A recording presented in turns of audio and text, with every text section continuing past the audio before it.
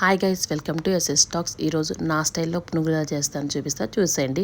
దానికి కావాల్సింది మినపప్పు, శనగపప్పు, పచ్చిమిర్చి, అల్లం, కొత్తిమీర అండ్ ఆనియన్స్.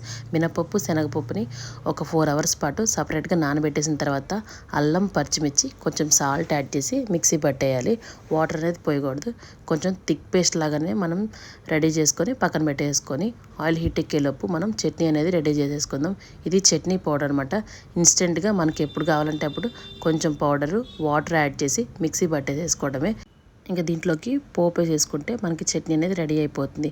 ఈ పౌడర్ ఎలా చేసుకోవాలి అంటే మనకి పల్లీలు, కొబ్బరి, పచ్చిమిర్చి, కొంచెం ఆయిల్ వేసి సపరేట్గా వేయించేసుకున్న తర్వాత దాంట్లోకి చట్నీ పప్పు వేసి కొంచెం సాల్ట్ వేసి మిక్సీ పట్టేసుకుంటే మనకు ఆ పౌడర్ అనేది రెడీ అయిపోతుంది.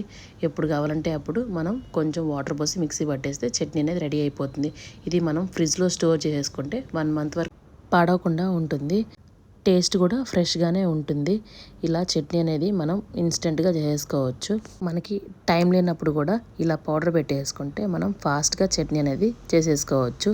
ఆ తర్వాత మనకి పిండిలోకి కొంచెం బొంబాయి రవ్వని యాడ్ చేసుకుంటే పునుగులు అనేవి క్రిస్పీగా ఉంటాయి. అందుకని నేను కొంచెం బొంబాయి రవ్వని కూడా యాడ్ చేశాను. యాడ్ చేసి బాగా కలిపేసుకున్న తర్వాత ఇంకా మనం పునుగులు అనేవి వేసేసుకోవటమే. స్టవ్ లో ఫ్లేమ్లో పెట్టుకోవాలి. దానివల్ల ఏంటంటే పునుగులు క్రిస్పీనెస్ అనేది తగ్గకుండా ఉంటాయి.